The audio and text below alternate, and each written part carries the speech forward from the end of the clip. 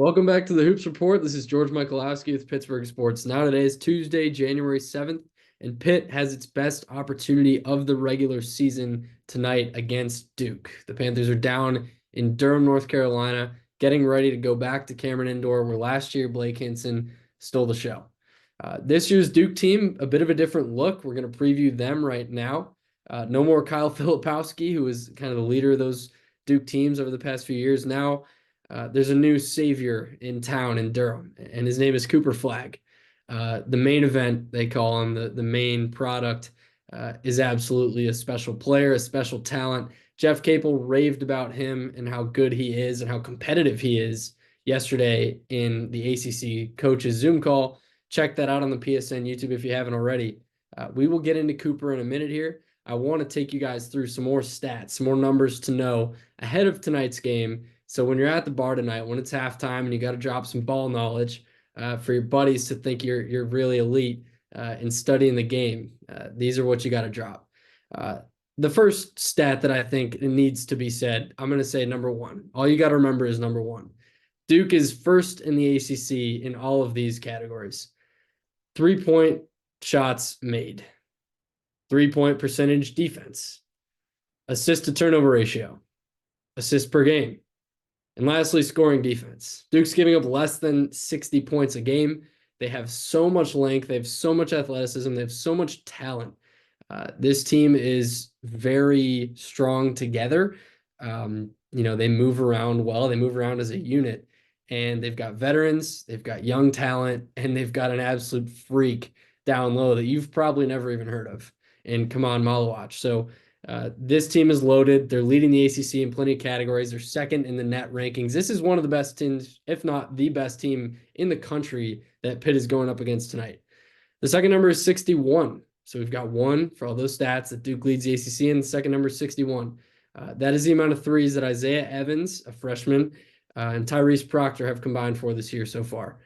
Both shooting over 40%, both really good three-point shooters. Proctor looks really good this year. We saw him a bit last year, but he looks more assertive, and his talent's shining through this year. So Evans and Proctor, the two to know in terms of shooters. Con Knippel is another guy who puts up a lot of threes. He's yet to really get that percentage up. He's had some games where he's struggled, where he's been cold. But Con Knippel is a name to know. He's a really strong, big wing who is kind of reminds me in a weird way of Jared McCain last year, where it's like you look at the guy and you don't think he's super athletic. You don't think he's super fast, but he can get to his spots. He can get to the rim. He can shoot the ball. And he's just a really good basketball player. So Duke's always got him. They've always got talent. And they found this diamond in the rough out of Wisconsin. Didn't play on the main shoe circuit, I read. So Con Knippel, another name to know, along with those two shooters. 78 is another name, another number to know. Kaman Malawach, like I just talked about, he's shooting 78% from the field. Now, the way I like to think of him, the best way I think I could put him into terms with Pitt fans would be familiar with, as Federico on steroids. This kid is an absolute freak. He was the youngest Olympic basketball player this summer, played for South Sudan at just 17 years old in the Olympics, played against Joel Embiid and Team USA. I mean, this kid is an absolute stud. He has a 7'6" wingspan. He's a rim runner. He's a shot blocker. He can set picks. He's all over the floor. Maybe not the leading scorer for Duke, and I doubt he will be in many of their games this year, but man, can he play and can he cause havoc for opposing teams? So Pitt's going to have their hands full down low. We saw how Pitt attacked Maxime Reynaud out of Stanford, playing the twins together alongside Corin at times. And I think we're going to see some more of that because Duke has a ton of length and they have a ton of size. Pitt's going to need all the rebounding help that it can get against these guys. And I haven't even mentioned much about Cooper Flagg yet, who is also happens to be 6'10" and a great rebounder. And like Jeff Capel said, just a competitive animal out there. I mean, Cooper gets his hands on everything. You've got to put a body on all of these Duke players. The next number is number 2. That's Cooper Flagg's number. Cooper is one of the best players in the country. He's having, I saw, a historically great season, according to Ken Pomeroy.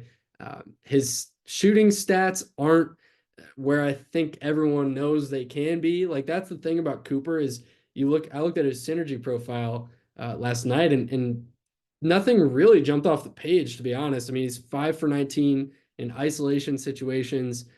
He's really good out of the post. He's 91st percentile in field goal percentage out of the post. So he's been solid when he posts defenders up. But uh, his numbers don't tell the story about him right now, because he is a guy that can really do anything on a basketball court. His ceiling is so high, so freakishly high, that people are obsessed with him, and rightfully so. And he's going to be one of the top picks in this upcoming NBA draft. But again, some of these numbers aren't totally concerning from a defensive side. He's an average shooter for the most part.